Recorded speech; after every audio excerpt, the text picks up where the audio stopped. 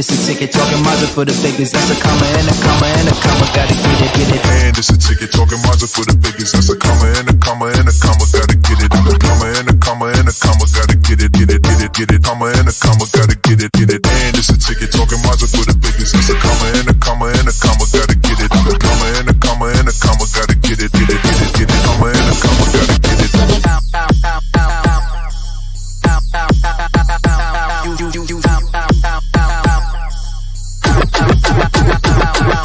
And it's a ticket, talking Mazda for the biggest. That's a comma and a comma and a comma, gotta get it. A comma and a comma and a comma, gotta get it, get it, get it, get it. Comma and a comma, gotta get it, get it. And it's a ticket, talking Mazda for the biggest. That's a comma and a comma and a comma, gotta get it. A comma and a comma and a comma, gotta get it, get it, get it, get it. Comma and a comma, gotta get it, get it.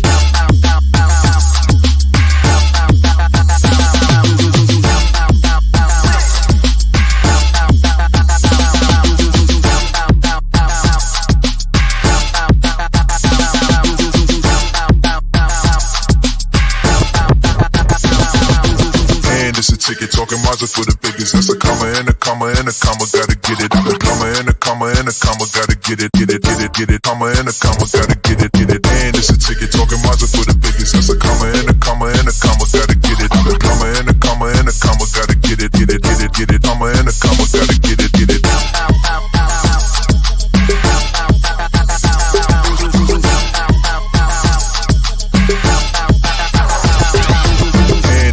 Talking Mazda for the biggest. That's a comma and a comma and a comma, gotta get it. A comma and a comma and a comma, gotta get it, get it, get it, get it. Comma and a comma, gotta get it, get it.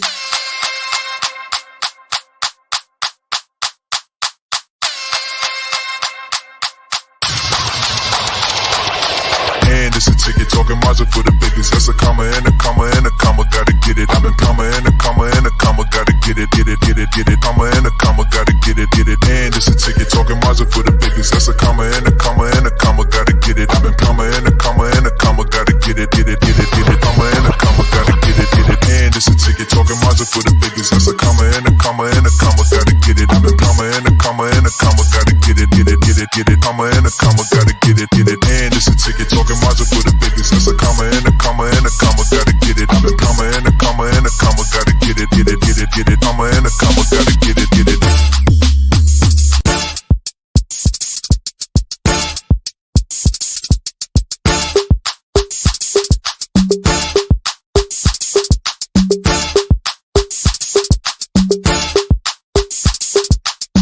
It's a ticket, talking Mazda for the biggest. That's a comma and a comma and a comma, gotta get it, get it. And it's a ticket, talking Mazda for the biggest. That's a comma and a comma and a comma, gotta get it. A comma and a comma and a comma, gotta get it, get it, get it, get it. Comma and a comma, gotta get it, get it. And it's a ticket, talking Mazda for the biggest. That's a comma and a comma and a comma, gotta get it. A comma and a comma and a comma, gotta get it, get it, get it, get it. Comma and a comma, gotta get it.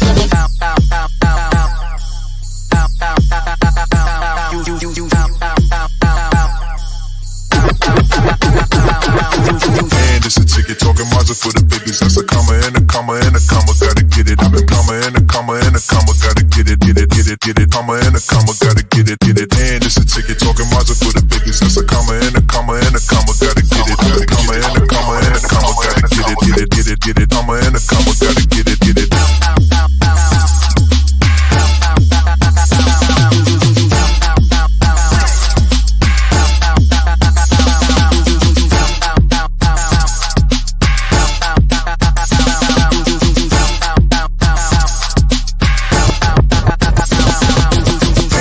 Ticket, talking Mazda for the biggest. That's a comma and a comma and a comma, gotta get it. A comma and a comma and a comma, gotta get it, get it, get it, get it. Comma and a comma, gotta get it, get it. And it's a ticket, talking Mazda for the biggest. That's a comma and a comma and a comma, gotta get it. A comma and a comma and a comma, gotta get it, get it, get it, get it. Comma and a comma, gotta get it, get it.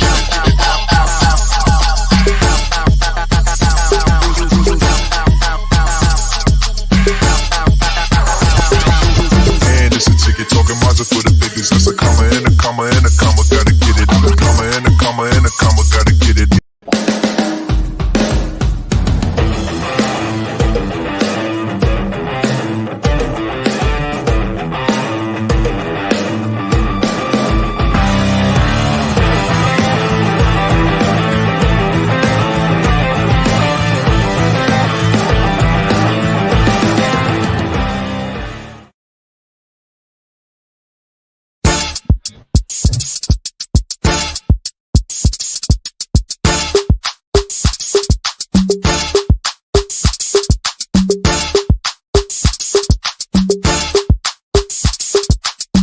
And it's a ticket talking Mazda for the biggest. That's a comma and a comma and a comma. Gotta get it. And it's a ticket talking Mazda for the biggest. That's a comma and a comma and a comma. Gotta get it. I'm a comma and a comma and a comma. Gotta get it. Comma and a comma. Gotta get it. And it's a ticket talking Mazda for the biggest. That's a comma and a comma and a comma. Gotta get it. I'm a comma and a comma and a comma. Gotta get it. Comma and a comma. Gotta get it.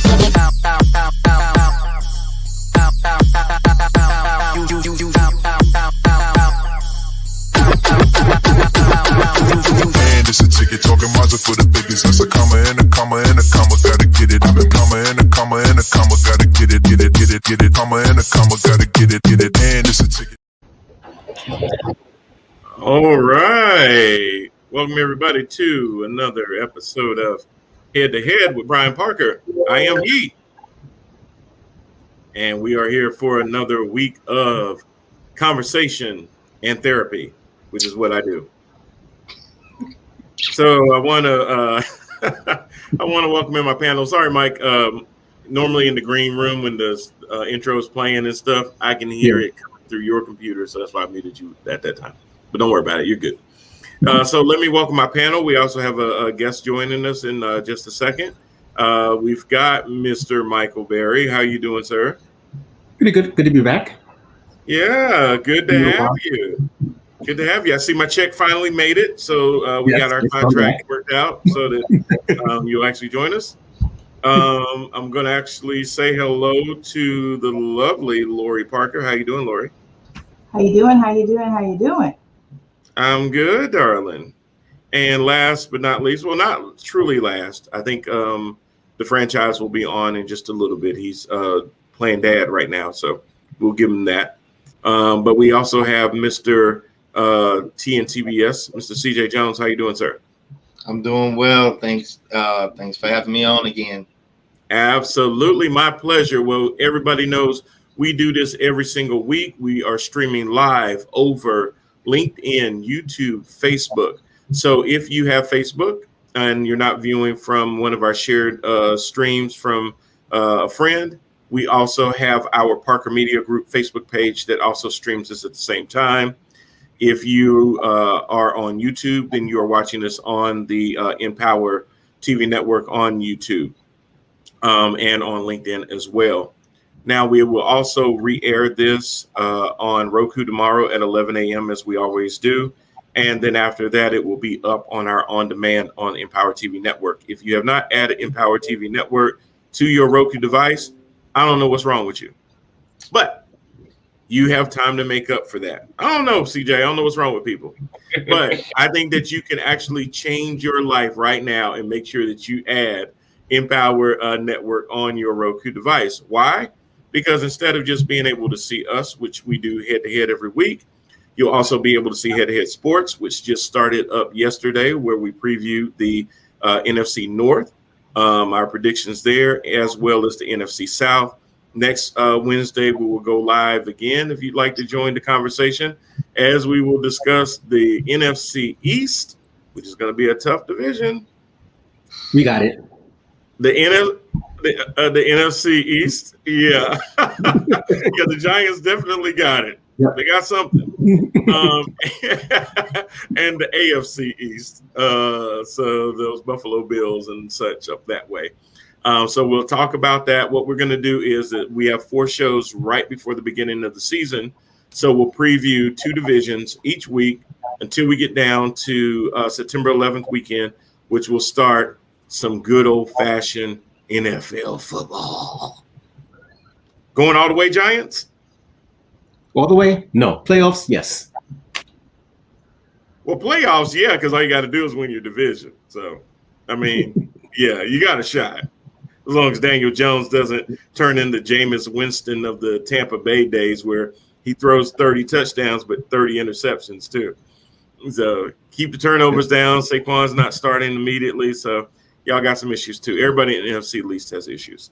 But anyway, we'll talk about that more next week as well. And then also on our Roku network, you'll be able to see a bunch of short films, feature films, comedy, web series, podcast, talk shows, all those kind of things too. So listen, y'all, Empower TV Network is the place to be.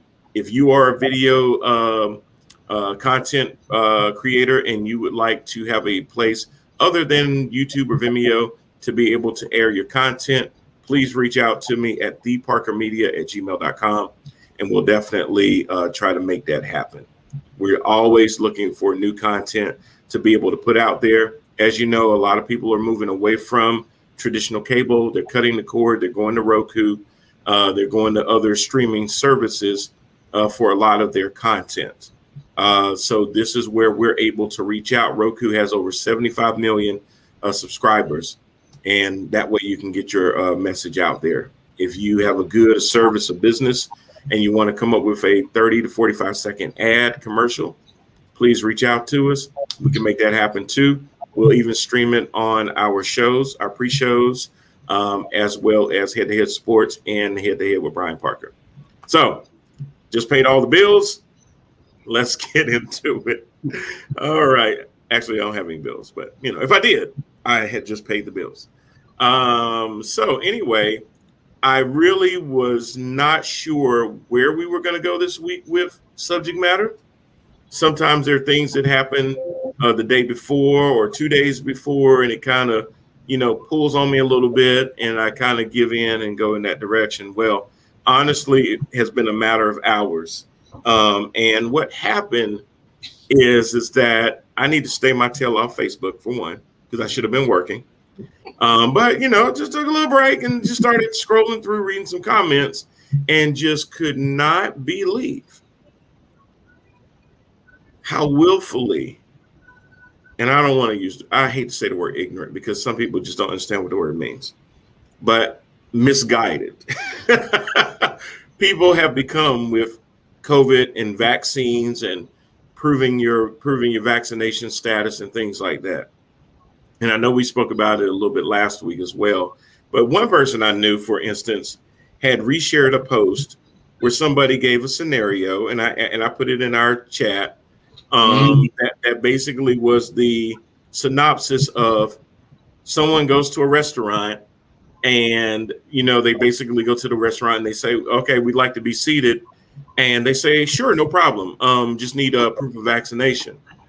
And then the person says, okay, well, who's my waiter? Oh, it's going to be Brad over there. And then, the whole thing was, okay, that's great. Can you please make sure Brad brings over his vaccination card so we can inspect that too? And matter of fact, let me go ahead and get his whole medical history. And we also want to make sure that the kitchen staff and everybody else been vaccinated. And oh yeah, by the way, we want to make sure that our server hasn't been exposed to HIV, hepatitis A and B. And they started listening to all this other stuff. And then they said, and other communicable diseases. And I'm going, is HIV a communicable disease? See, this is what happens when you start getting your degree from TikTok. So I started looking at that and I'm like, this isn't going well. So I'm reading this and I'm like, okay, somebody just posted it. But as soon as they posted it, 2-3 people, hey man, praise the Lord, facts. Everybody started responding to it and I'm going, that's not facts. That's nothing to say amen to. I get it. We are all entitled to have our feelings, but the thing is that you got to be careful because some of the things, even the Bible talks about the power of the tongue. But when you start sitting there amplifying that and putting it out there for others to read, make sure what you're saying is based in facts. Yeah. No matter what kind of house you build, what kind of building you build, you want to put it on a strong foundation. You don't want it to be wishy-washy. So to me, it's very, very dangerous to say something like that and just leave it out there. And it was one of those things where at the bottom it says, copy and paste, share and repost and all that stuff. And I'm like, please don't do that. And then I went to another friend of mine's post, and we grew up in church together. And he basically had a post on there that talked about, well, you kind of got 3 options now. You can vax it, mask it, or casket. And woo-wee, boy, that set people off. And, then a lot of conversations ensued. Well, during that conversation, I ran across what I felt like was somebody that was actually committed to doling out some facts. And the brother was all over it. I couldn't agree more with what he was saying. He was basically had his fly swatter ready to swat away the disinformation that was coming his way. And he actually has to deal with this on a day-by-day basis. So without further ado, guys, I'm going to bring in our guest, Mr. Ty Harris. And Ty is Director of Global Resiliency and Security. So Ty, introduce yourself. Tell us a little bit about what it is that you do. And then I'm going to have the panel just throw some questions out for you. Yeah, well, I guess my intro was I'm a Facebook fly swatter, apparently. Pretty much. I'm not a very aggressive Facebooker, except in this space. Just a little background. I don't want to be fully attributable, but just because I'd prefer to speak a little more frankly about the situation without it attributing to my company. I'm not speaking for them. I'm speaking for me. But I've been working the COVID pandemic from the crisis management perspective. Since it kicked off in Wuhan, we had a lot of employees in Wuhan, and most of them were infected early on. And then watching it move into, it's really the next big step was Milan, and we have an office there, and then prepping the US and some of our other manufacturing facilities. So in that medical device manufacturing sales, so medically focused, lots of doctors on our staff. I am not a doctor. I'm more on the public health side. But when I see, I saw some folks posting about, no, if you've had it, you don't need to get vaccinated. If you get vaccinated, only vaccinated people are getting it. There's just all sorts of things that people are forwarding out of fear, really. It's out of lack of knowledge, out of fear. It's moving quick. The science is moving incredibly quick. There are unknowns. I mean, and the science changes. That's the nature of science.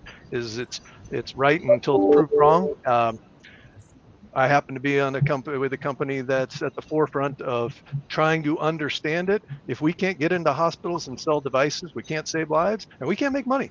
So at the end of the day, I just have to be right. It's not about politics. I mean, I have a political bent, but my leadership doesn't want to hear that. They want to know, where's it popping up next? How bad is it going to be? And do we need to keep everybody home? Do we need to mandate masks? Do we need to mandate vaccinations? That they want to be able to make decisions, and business decisions that cost a lot of money. If I say everybody has to be masked up, well, that costs hundreds of thousands of dollars to mask everybody up. So it doesn't come without. I can't go off of the science I learned off Facebook. We have to dive into the studies, review how the outbreak acted in Israel, how it acted in the UK. So that's really what I've been up to for the last, almost 20 months now. Absolutely.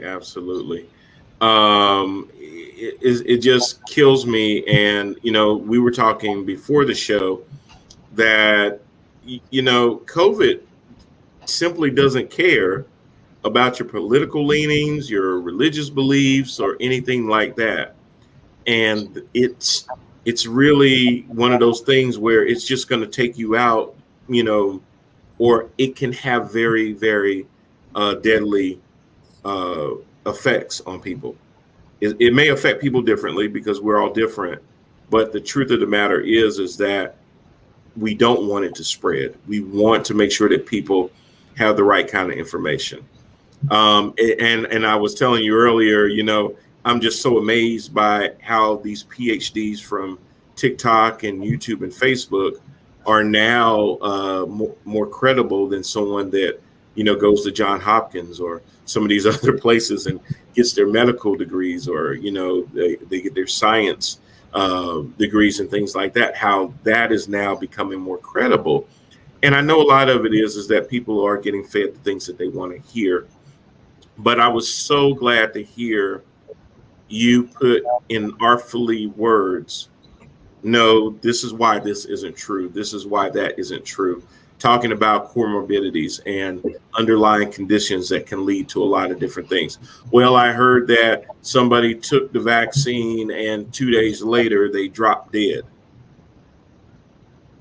Can you talk a little bit about the efficacy of the vaccine and what we're seeing so far as the science that we know today? And that's the one thing people need to keep in mind is that science is constantly changing, not because facts are changing, but what we know about certain things, we're having more and more knowledge about it. So it's not, and then before you get started, so a lot of times when people used to say, well, Dr. Fauci said this, but then later he said that, and then later he said that. Well, things evolve. At one point we thought the world was flat. Things evolved. We didn't start saying, okay, well, we're only going to keep just going on boat rides, but before we get to the edge, we got to turn around. We figured out we weren't going to drop off. So things will start to evolve when you get more and more knowledge about things, when you've had more time to examine things in a controlled situation. You can see how those things are going to react too. So just talk a little bit about the efficacy of these vaccines. Sure. Well, realize that the vaccines were designed over a year ago. Certainly Pfizer, Moderna, and J&J were designed with a different variant in mind. And here's the problem with, first of all, the challenge that we're faced with is that COVID will run wild in countries, especially with low healthcare access. And with low education. You have very densely packed cities where hundreds of thousands, even millions of people will get it. And the problem with that is it evolves, it changes. And that is exactly what happened in the UK with the UK variant that caused the wave this last winter. And it's what's happened with the Delta variant likely coming out of India and spreading across the world. It doesn't matter how well we protect ourselves here. It is a global fight. So first of all, keep that in mind, that as long as this thing has a place to run wild somewhere in the world, it will spread. Unless everybody just stays home and nobody flies anymore internationally, which of course won't happen. So the vaccine was incredibly effective against those original variants, even that UK variant that came out after the vaccine was developed.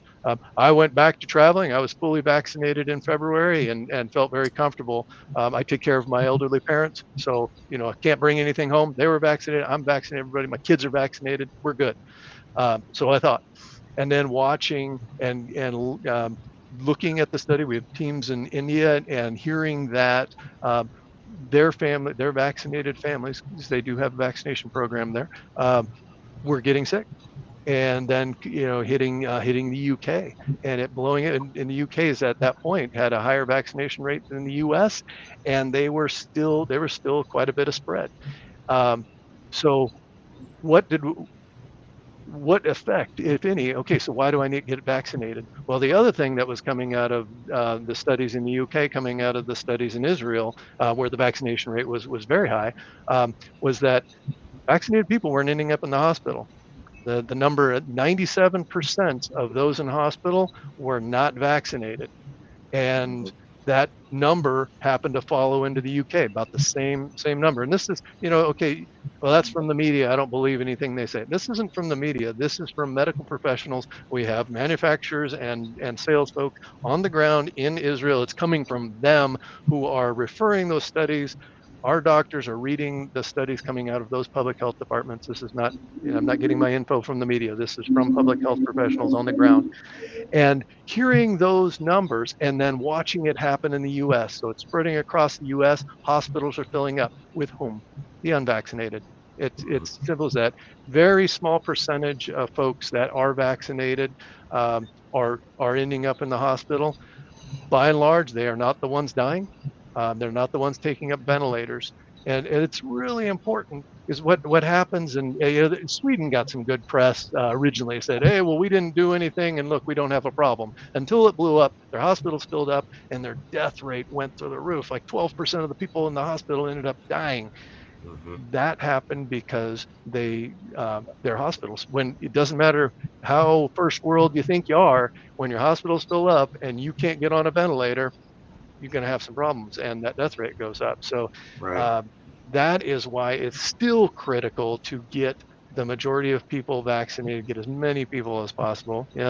8% of the population can't even do it because they're too young. The under 12 population, in order to protect them, in order to protect, maybe somebody that's had a kidney transplant or a heart transplant, that their doctor say, hey, you're too immunocompromised to be able to get this vaccine at that time. We don't want to tax your immune system. Right. I get vaccinated to protect them. I wear a mask to protect them. Right. They don't have access to that. And I just think it's unfair as a person for me to just run around and assume that everything's fine, and potentially be a spreader. And even with Delta, most cases are undetected.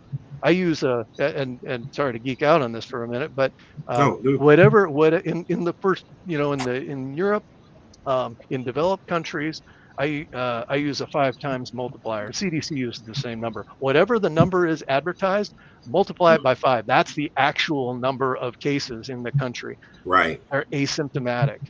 So, well, I'm not going to get it. I'm asymptomatic. Yes, but you're going to spread it, and you're going to spread it. Every sick person's going to spread it to 1.2 people, on average. And my question.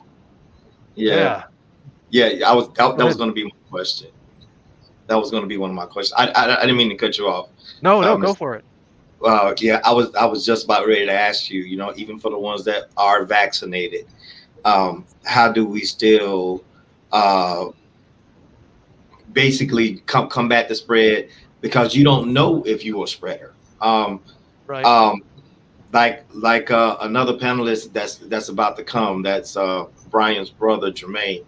We're both military, so ain't no telling what kind of vaccinations we have running through us, but because we've traveled so much. Yeah. So is Ty. He's got a background there too. Yeah. So shoot, brother. Our blood is probably made out of steel by now. Just don't know it. But everything. but the thing about it is that I didn't let fear, keep me from trying to do the right thing. And in my idea is that if it's within my power to do what I can to protect, me and my loved ones, and the protection of others, you learn that in the military. Why not do this? So how in the world are we supposed to, without striking fear ourselves as the ones that has made, I would say, in my humble opinion, the better choice? How do we try to get the willful ignorant, I will say it, Brian, the willful ignorant, to wake up? How do we do this? So you know what, we've hit a I've noticed this with every country, because I track most countries' vaccination rates, and every country is like plus or minus 5%. They get to about 60% fully vaccinated, and the rest of them will not. Maybe 5 or 10% of the population is not eligible because they're kids, and then this 25 or 30%, whether there's a lack of access, because there's still a lot of that in the U.S. There are rural counties in the Southeast where they're just, you got to drive 2.5 hours, and what if you don't have a car? What if you don't have the means? You don't have the time. You got to work. There is access issues. So there's that economic side of it. There is there is a percentage that's just an angry, contrarian, political, whatever you say the right thing to do, I'm going to do the opposite. I don't know how you fight that one. I mean, you can help lower income, lower information, lower access by pushing it out to them. But to that, angry 10 or 15%, very loud, angry 10 or 15%. I don't know if you're going to convince them. I mean, until their family member gets it and is on an ICU begging for the vaccine, I don't know how you convince them. And that's what we were alluding to at the last time we had a very on the last show. As a matter of fact, it's not that I was really wishing that, but it seemed like that's the only thing that probably would wake them up. For someone, and I hate to sound like my mom, until death come knocking on their door, it's whatever. But you don't really want to see that. I mean, really though. I mean, Well, That's just being, and CJ, honestly, that's why, when there's an opportunity to have a platform to be able to get the right information out, we all have to make sure that we're doing that as much as possible, because there may be a few people that we can still peel off from this. Some people just don't know what they don't know. Like, I asked somebody on Facebook, I said, well, listen, because he said that there are stories of people taking the shot and dying. Yeah. And it kind of reminds me of when someone just finished eating and then they come down with food poisoning. Yeah. And the first thing that they tend to think is, whatever it is I just ate made me sick. Mm-hmm. And what I normally find out with food poisoning is, no, it probably isn't what you just ate. It's probably what's had an opportunity to digest. What you just ate, that's not how your digestive system works. Right. Now, YouTube and TikTok University may tell you differently, and that's the problem. So you will believe, oh man, I just ate this and it made me sick. Now I'm gonna go back to these people and give them all kinds of, what about it? And it wasn't even that. It could have potentially been what you had earlier that day. Right. So it's that misinformation, but then you've got your mind made up. No, I know for a fact. Well, do you really? How do you really know that that's what really did it? So because I saw it on YouTube. I saw it on YouTube, and I saw it on Google. And Google, well, because I know other people that ate there and they had the same problem too. So it has to happen to me that way too. Right. That's how they do their scientific, tests under controlled environments. So when the person said to me, well, they took the vaccine and a couple of days later she came down with Bell's palsy, so thus it had to be the vaccine. Well, I'm like, whoa, we don't know that. We don't know what other number one, we don't know what other underlying conditions this person had. We also don't know what else they took. We just know that they happened to get vaccinated. There's a lot of people that may have died after taking the vaccine that was not related to the vaccine. So I use myself as an example because I said, well, how do we know that? And he says, well, person couldn't have lived all those years and then all of a sudden that just happens. And I said, well, that's not true. I lived over 30 years before I became a type 2 diabetic. What are you talking about? Now I have a family history of diabetes. So there was a good chance that it was going to come my way, but it wasn't that. So I said to him, I said, so what if I had taken the vaccine and then 3 days later been diagnosed with diabetes? Can I blame that on the shot? And he said, well, that's not the same thing. I was like, well, sure it is. I mean, your example, that is the same thing. Right. And that's what, yeah. And that's the whole fear mongering thing that's my concern is like, how do we combat the fear mongering behind it? Because of the example that you just gave. What's up, Mike? Well, I tend to, and I'm sorry, I'll let you get in, Mike. I tend to not necessarily call that an example of fear mongering. I think that's just misinformation where they truly believe that the two things are mutually inclusive. My point to him is that they could be mutually exclusive. Fear mongering to me is more when you know that what you're saying is not necessarily based in facts, yet because you know that if you peddle it, it will invoke certain reactions. To me, that's more of a fear mongering. Like, I know if I say a certain thing to you, CJ, that's going to get you worked up and boiled up, and it's going to make you do something, whether I really believe that is true or not. I know that if I say it to you, I'm going to get the desired reaction. To me, that's more fear mongering.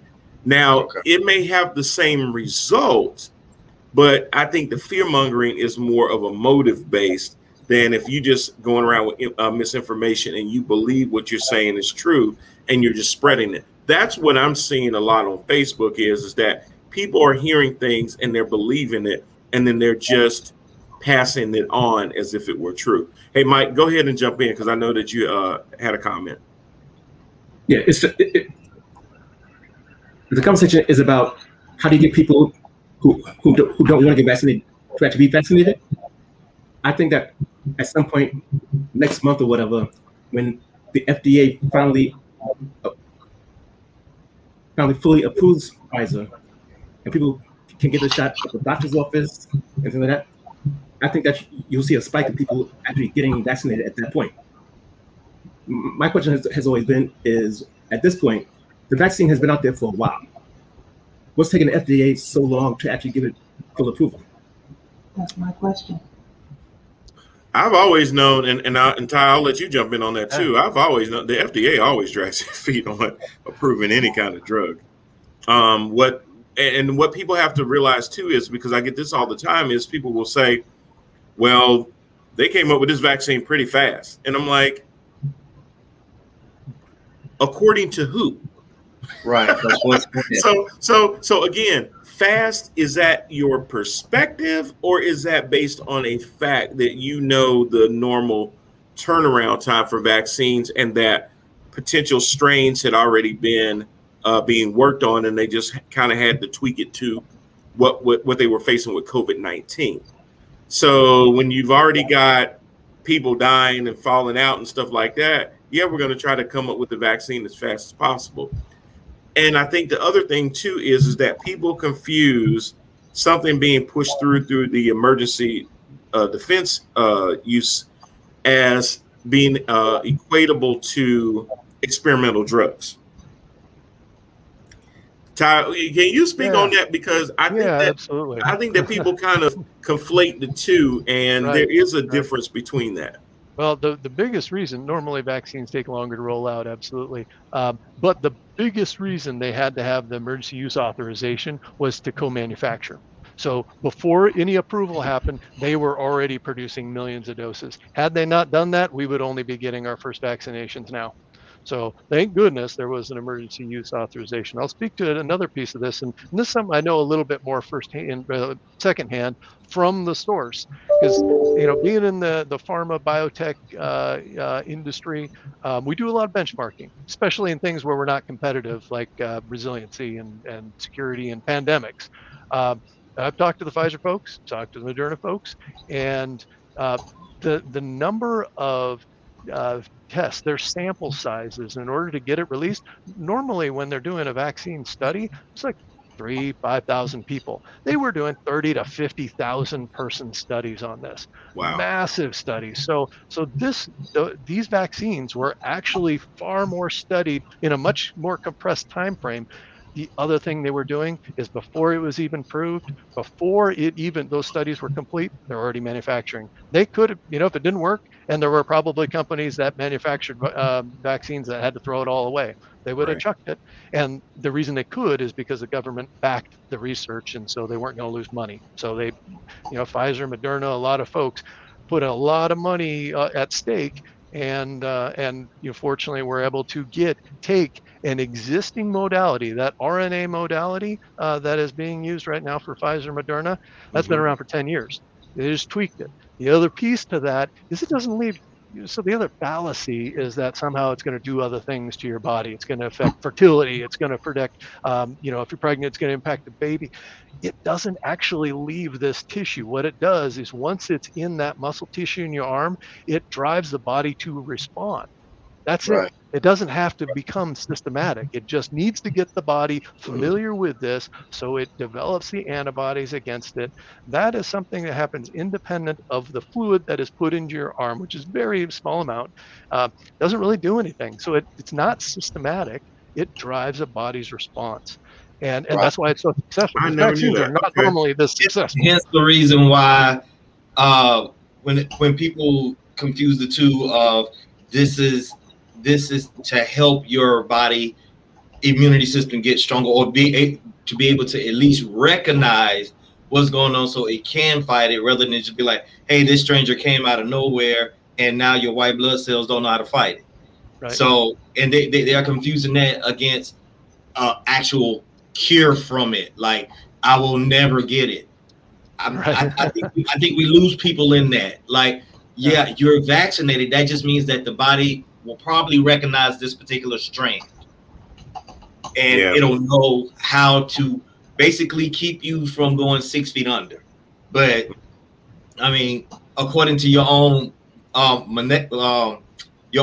makeup, you know, that it becomes an individual thing, you know.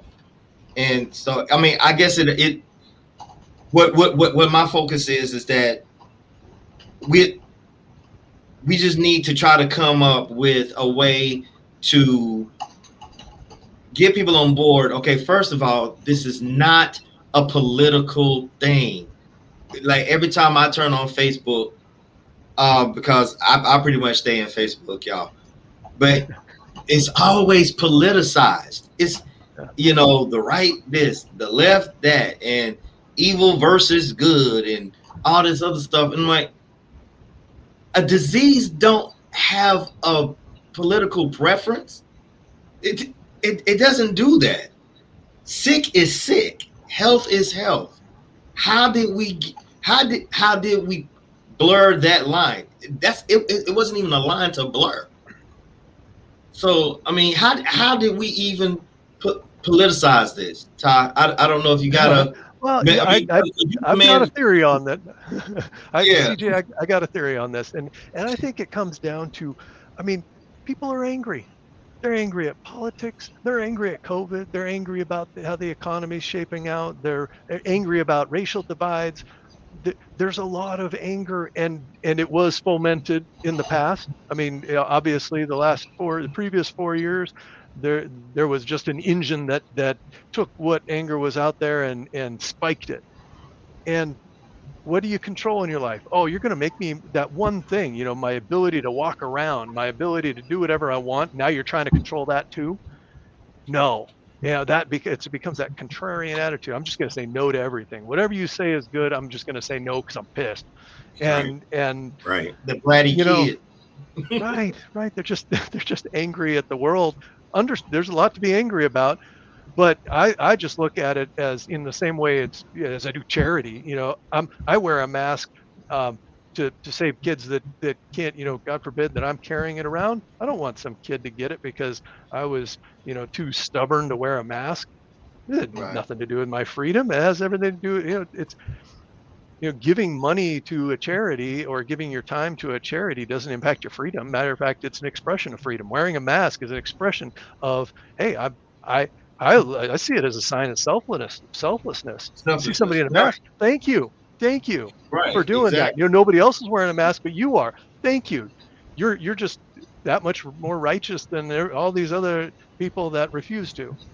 It's a different perspective. Instead of taking that angry perspective, it's that charity. It's the, you know, caring for others you don't know. It is, and you know, it's funny how, and I brought this up to someone today on one of the conversations. I'm like, I hear all these folks and they talk about this is an intrusion, this is an infringement, and no one's trying to intrude on your rights. And if the truth be known, this little thing in my hand intrudes on more things than I can tell you. Amen. If I'm having a conversation with my wife and we're talking about the latest pair of Air Jordans, the next time I go on Instagram, why am I seeing commercials about Air Jordans? Didn't touch a button on this phone. My phone is listening to me. I know because Lexi and Siri heard you. Me and my wife we'll be sitting there having a whole conversation, and she'll just blurt out blah blah blah blah blah. No. Alexa has done the same thing to me. Where and here's the crazy thing. I know she's not real, but when she does that, I will literally turn to her and go, "Nobody was talking to you." Like, and then I'm going, "Wait a minute, I'm arguing with artificial intelligence." Okay,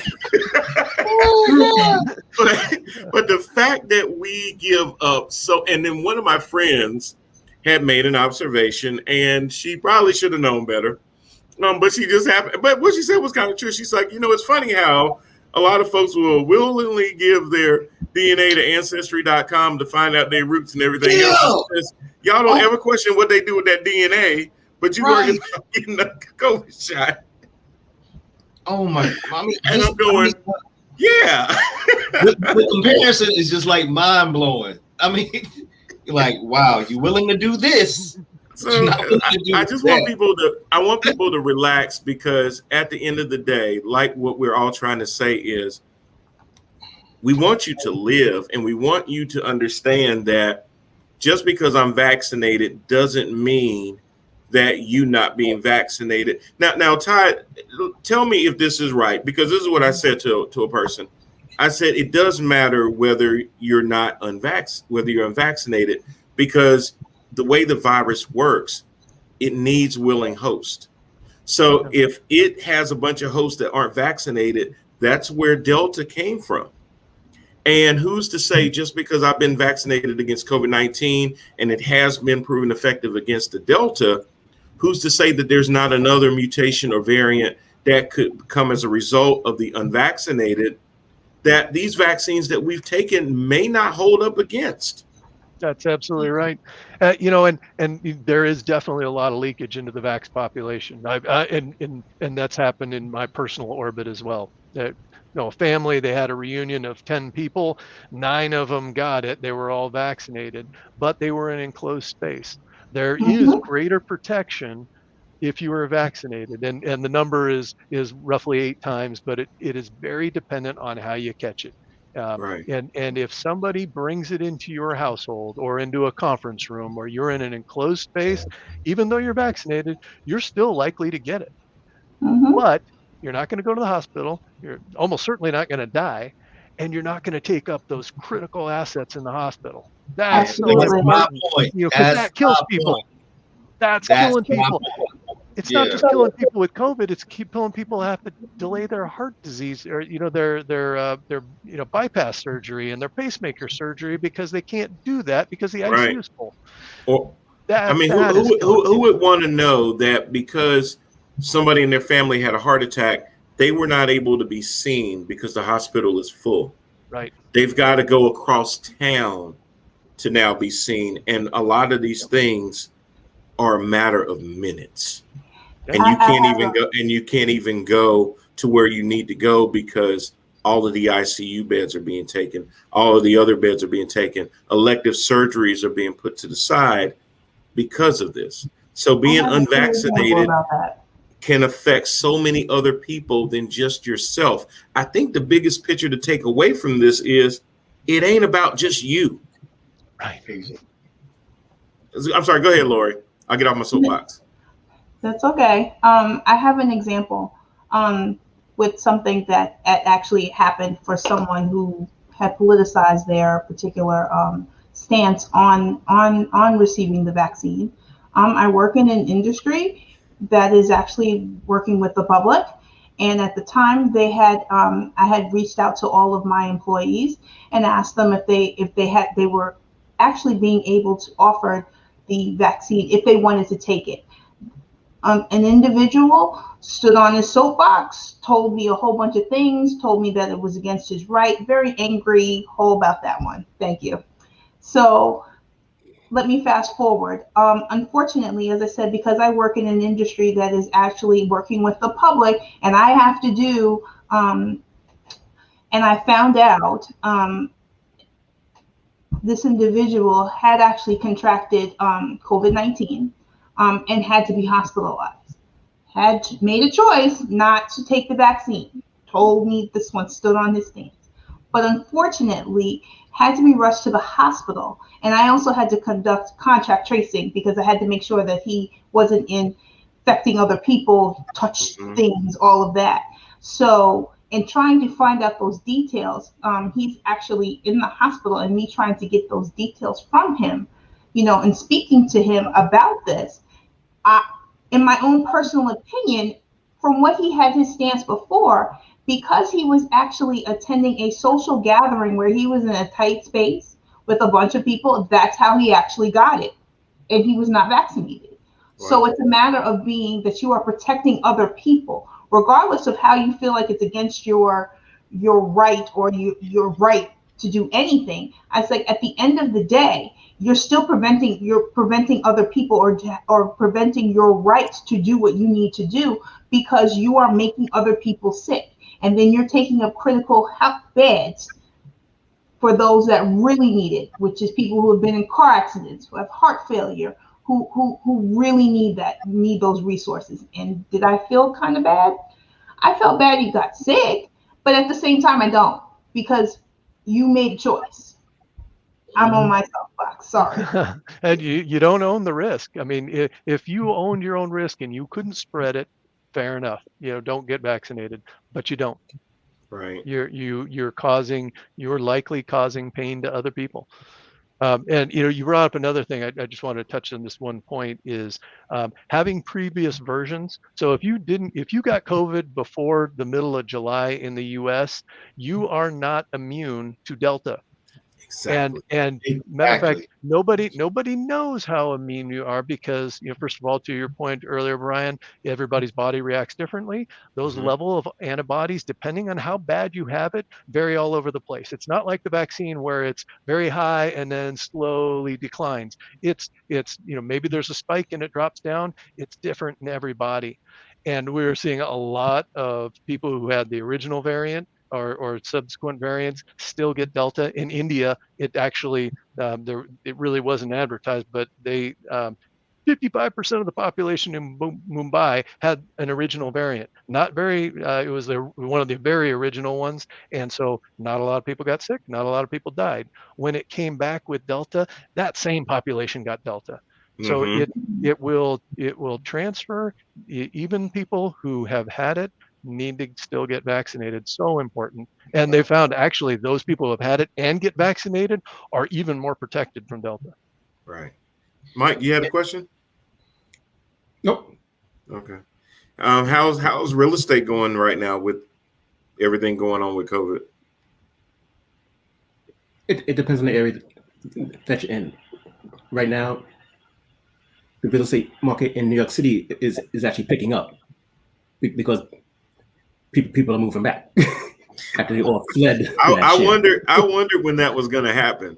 I figured it was going to be sooner than later. Not maybe this sooner, but I figured it was going to be sooner than later.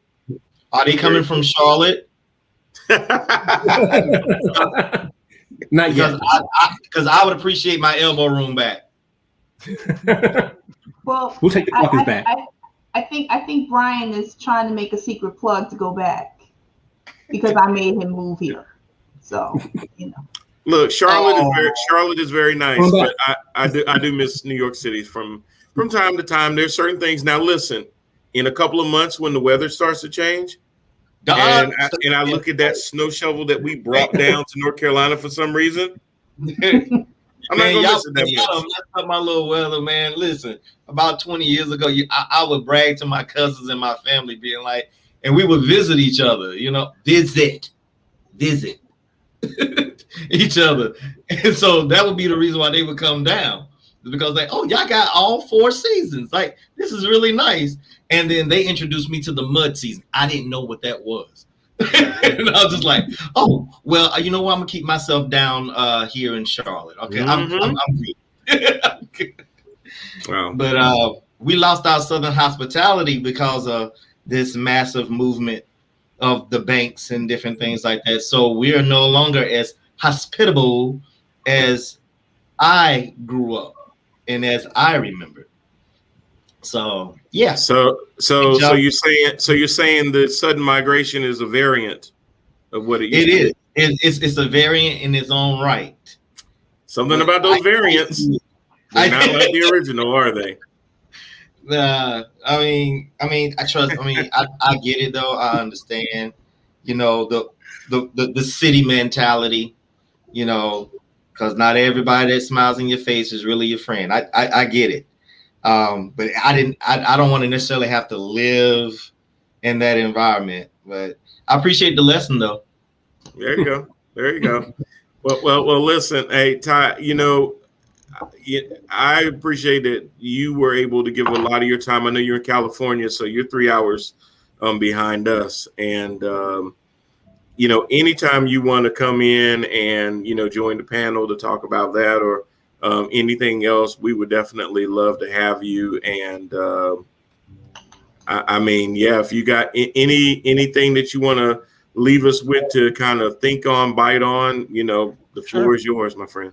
Well, hey, one last comment, because I wanted to piggyback on something Lori was touching on a minute ago, and it was public-facing companies, and she works for a company that deals with the public. What I'm seeing again, benchmarking with large multinationals, is everybody's changing their stance. It will not be. Give it another couple of weeks, and most companies will require vaccination.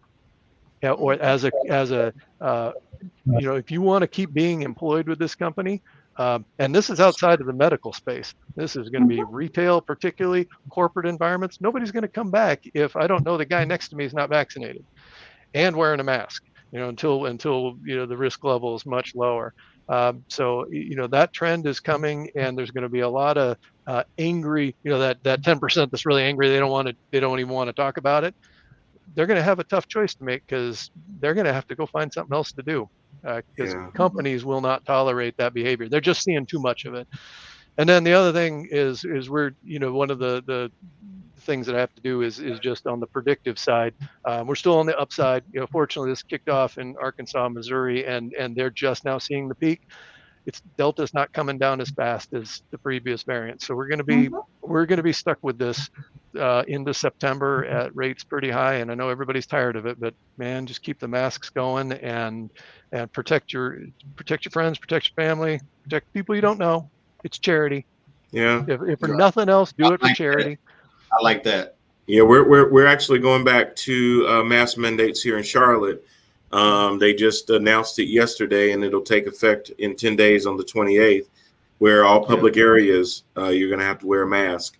Even my job, which is in hospitality, our corporate office, basically sent out a memorandum today that, hey, if you're vaccinated, while you're at your desk at your cubicle, if you're vaccinated, no mask needed. But in any of the common areas, vaccinated or not, we're going to need you to have a mask on. So, I'm happy to see that a lot of companies are already saying, you know what, we need to go ahead and we can't say we're getting ahead of it, but at least we're responding to it. Because we're well past getting ahead of this. But not sitting back and, not doing anything is even worse. So I'm glad to see that a lot of companies are being as proactive as they can, and they're stepping up and they're saying, hey, let's do something about this now. So, and I'm sorry, Jermaine, I didn't see you in the green room. I don't know how long you've been there.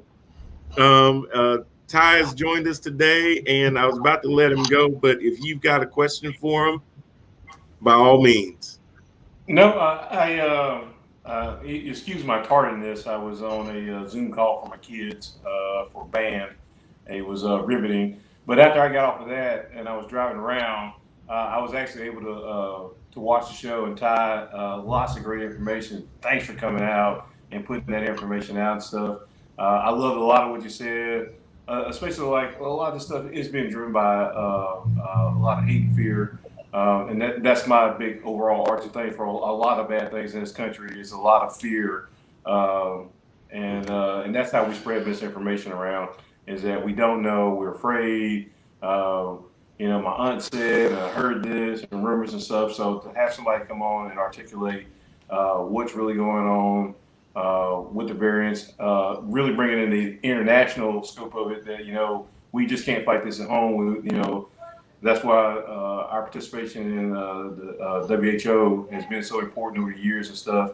And little things that people don't understand, but the same people who complained 6 months ago that they couldn't help their kids with their Zoom classes and stuff are now experts in the field without understanding all the processes that go into place that make these determinations and stuff. And like you said, you guys said over and over, science is changing and stuff.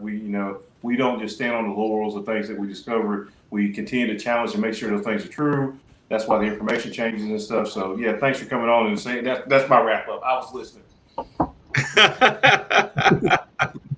Well, you got the JP stamp of approval, Ty. That's basically right. What he's saying. Boom. Well, thank you guys. This was great. Well, always happy to join. Absolutely. Like I said, always welcome. Make sure if you want to just follow, that way you know when we're coming on, and you ever want to jump on, just you've got the link, so you can always come on and just give us any updates, anything else that you want to let our viewers know. We definitely want to spread the good word to counteract so much of that information that's out there. But yeah, once again, Ty, we thank you so much for joining us, and appreciate you. Thank you so much. All right. Hey, thank you, Brian. Take Anytime. care. All. Thanks, y'all. Hey, y'all. So, a lot of good info. Like I said, I was just, man, everywhere I was turning today on Facebook, I just kept seeing so much foolishness. Man, you got it, man. And then people backing it up with facts. Like the one guy that was telling me about my diabetes, he basically told me I could cure it if I just sat there and control my diet. And I'm like, you do know there is no cure for diabetes. But the way he said it, but he said it so authoritatively, as if, well, the only reason that I got it is because I'm not controlling my diet. And I'm going, well, yeah, I can control my diet to control the diabetes. Right. Yeah. But there's no, because if there was a cure, I wouldn't be a diabetic. Exactly. Exactly. Then he said, and then he said, well, there's a lot of cases that are happening that they're just covering up. And I said, well, if they're covering it up so good, how do you know about it? Hey, how did you find out? So, that's where the conspiracies come from. And it's hard to really get people pulled away from the conspiracies. And a lot of times when you throw a lot of facts at them, then it's hard on them, because you can't have a conspiracy factual conversation. Something's not going to work. Well, so the nature of a conspiracy means that your facts don't mean anything, because if you give me facts, I go, yeah, that's what they want you to think. And it is a circular conversation, and even the things that they can't prove actually feed into the conspiracy. And now, right. Now I say that authoritatively because I have some conspiracies about this country, and the reason is the same reason they have theirs, is because there's a lack of trust in the leadership in this country, and it has been for decades, for different reasons and for different people and stuff. And so when we talk about COVID and stuff like that, and we're trouncing on people's freedoms and stuff like that, there's a fear. It's the same fear. I was actually listening to this documentary. It was talking about Obamacare. And so when the Affordable Care Act was first being introduced, one of the things that people were talking, they were arguing against, is that this was a small step towards losing freedom. Everything for the last 100 years, or if I had to put a date on it, 1865, has been, for the majority of this country, about losing their freedoms. It's the fear, playing to the fear of that. So everything, and people do it for a reason. And it's money. It's money. That's why the former guy was hawking different cures that, if not himself, that other people in his circle had invested in. He was driving people towards that, because the misinformation and this whole thing about, well, why would they kill their base? Because they don't care. It's about money. It's not about politics and stuff. It's about money. As long as they get the money, it's the same reason that there's a evangelistic preacher out there claiming to cure people who he knows are going to die anyway, but he's going to get the money out of them while they're still alive. So, yeah. Well, think about it like this, Jermaine. Remember in the old days when there was fear of the banks, what happened? People started stashing money in back of the TVs and under the mattresses. When they started talking about, oh, they're coming to take your guns and the ammo, gun sales go up. People buying bullets left. Oh, there's going to be an ammo shortage. Everybody runs to the Hyatt Guns and starts buying up guns and ammo and everything else, to create that. When there's a storm, what do people do? They run to the store to buy things that you would need a refrigerator with power to keep cold. Right. In this country, it's been easier to motivate people by fear than it has been motivate them by a positive thing. And you think about like President Obama, what he campaigned on in his first term was yes, we can. It was the idea that above all else that we could make the changes that we wanted to see, that we could do something aspirational. positive. It was aspirational, right? And so, and that's what leadership is all about. It's about, do you make people believe? Do you make people do more? Do you make people try harder? Those are the things that are good leadership and stuff. But those are hard things because think about, that's why like in the Black community, we go, well, there was Martin Luther King and then there was a severe drop off because it's hard to find people who can actually inspire people to look beyond themselves and their situations and their limitations and stuff. Anybody though can say they come to get your guns, they come to get your kids. Anybody can do that and stir up a crowd. Anybody can yell fire in a crowded building and get people moving. And so it's easy for this country to fall into the same trap over and over again while we use fear to motivate us to do stuff or not do things, in this case, in terms of COVID and stuff. Well, they're trying to microchip you. Well, how'd they get the vaccine so fast? All these cockamamie things and things that and like I say, why aren't we trusting the people who actually know these things? And you brought up a good thing about the doctor and getting sick and getting a prescription and not questioning any of that process, and even chemotherapy. We brought the chemotherapy thing. I thought that was a great example too. We do a lot of things every day, not just for the protection of ourselves, for the protection of everybody. Why do we all do the same? Why do we have a speed limit? Why do we agree that that's okay?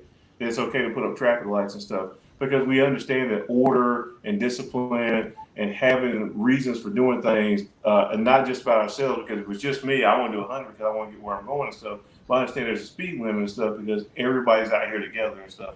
Right. I put my seatbelt on, not necessarily always just to protect myself, but if I'm ejected from my car, what about somebody else? Why don't we let people do these dangerous things and stuff? Because it's public safety. And we don't. That's why we don't let people play in the street. Do you see people frequently saying, "Hey, I've got my motorcycle, and you're violating my freedom because I don't want to wear a helmet"? Now, yes, you do hear people say that. Yeah. But screaming that loud about, but you know what they end up doing, Jermaine? They wear a helmet. Most of them. Yeah. I rode motorcycles for a while, and I know we get into the end of your time and stuff. I'll tell this story because I feel like telling myself stuff. So I was young, and I get how people get the blinders on about things for themselves and stuff. And when I rode a motorcycle, it was really about, the thought process was about me, right? Not about anybody else. And I actually had a young lady I worked with. We were out with a group of friends and stuff. She wanted to go on a motorcycle ride, so hop on the bike. And we went zooming down the highway, ended up going down 77 to 85, got off on Billy Graham, and I'm coming down Billy Graham, and I got to be doing at least 100. And I stop at this light, and a semi-truck pulls up beside me, and there's an old black lady inside, and he proceeded to cuss me out. And he said that was his daughter. He get out of his truck, and he whooped my butt and all this other stuff, and I'd be thinking about everybody else and stuff. And he was totally right, and I put it my way off when the light turned green, and I didn't speak no more, and I didn't do it any sense. Because until he brought it to my attention, I wasn't thinking about it, because I'm thinking, well, if I crash, I crash, what is it? But if I crash and I crash into that mom taking our kids home that day, and I kill the kids too while I'm killing myself, you have to think about more than just you. Right. The whole thing about our society is built on the idea of charity and selflessness. And if you're fighting against that, and your only thing is, well, they're my kids, and I want to do this, and there are a lot of people who don't even have dogs in the fight. They're showing the city council meetings with no kids in the district, just angry at somebody saying, "Hey, we want you to put a cloth on your face." Yeah, basically that. Any last thoughts from anybody? Sure. Two things. One, like I mentioned earlier and everything, once it has full FDA approval, I think you will see a spike of people who are actually going to get it. Yeah. Two, what you were talking about, there is a slight difference between putting on a helmet and injecting something into your body. True. So for those people, a little explanation of everything will help. One thing I saw recently on Netflix is a Netflix series called Explained. Mm-hmm. And they have an episode that aired in 2019 called The Next Pandemic. Mm-hmm. And in that episode, they actually explained how these vaccines were developed. And an episode aired prior to COVID. So, okay. Yeah, no, you're right. You're right. It's a difference. The only comparison I was really making with the helmet was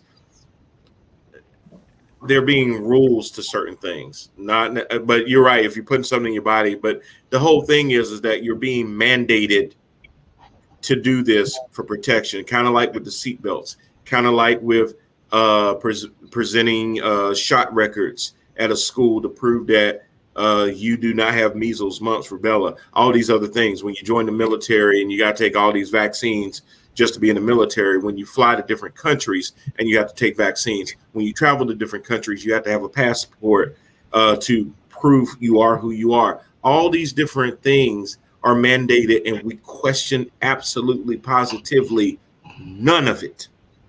Yet right. This is the hill that people are ready to die on. And I mean that literally and figuratively. Right. That is the difference, because now we are sitting there taking something that is a public health crisis and we're wanting to score some kind of points out of it. And the point is, we want you to live. We don't want to see people die for no reason. We are in the greatest country in the world by a lot of people's estimates, and we take so many things that are available to us for granted. There's so many other countries that would love to see this many vaccines available. And we sit there with our privilege, we sit there with our divisions, and we don't lead. You know, instead of being that shiny city on the hill, be that beacon, we don't always do that because we fight with ourselves over some of the dumbest things to fight about. If you want to fight over whether the Cowboys or the Giants are going to be better this year, let's have at it, Hoss. But ain't nobody going to die at the end of that conversation. Yeah, maybe. Quite possibly. Only die if I say, well, you're both wrong. It's going to be the Eagles. Well, that would require a drug test for me this year if I said that. To your point, man, you know, we're in a country where we got celebrities out here who are talking about they won't even bathe. So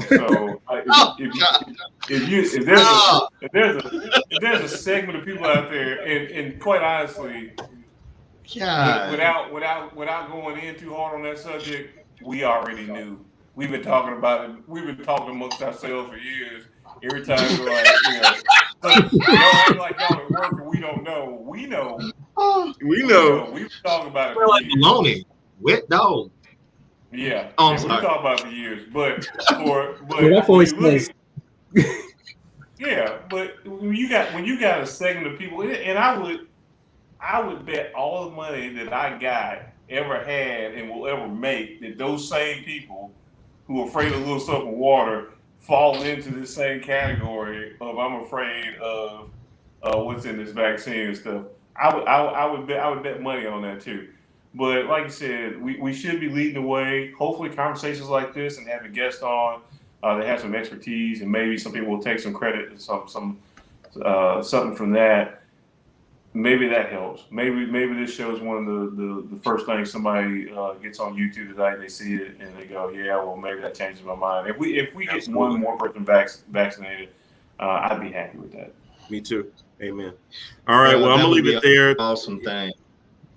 Yeah, I'm gonna leave it there. And again, thank everybody for joining us today. Thank you to our guest, Ty. Thank you so much. We appreciate you. Like I said, come back anytime. Lori's promoting the Empower logo. Yes, they'll be on sale very, very soon. So you can add that to the front of your car and let everybody know how you feel. Jermaine's advertising Yingling, but we cannot mention that just yet because they have not sent me a check.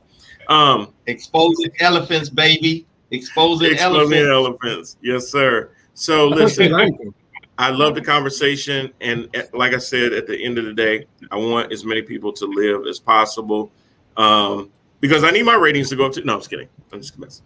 But I need everybody to be out there and to be as responsible as you can. Let's look out for our 12-year-old and unders that have no other option. They're counting on us to do the right thing because they can't take a vaccine. So their only line of protection is us. Y'all keep that in mind. I hope all of y'all have a great week. We will see you guys very, very soon. And we're out.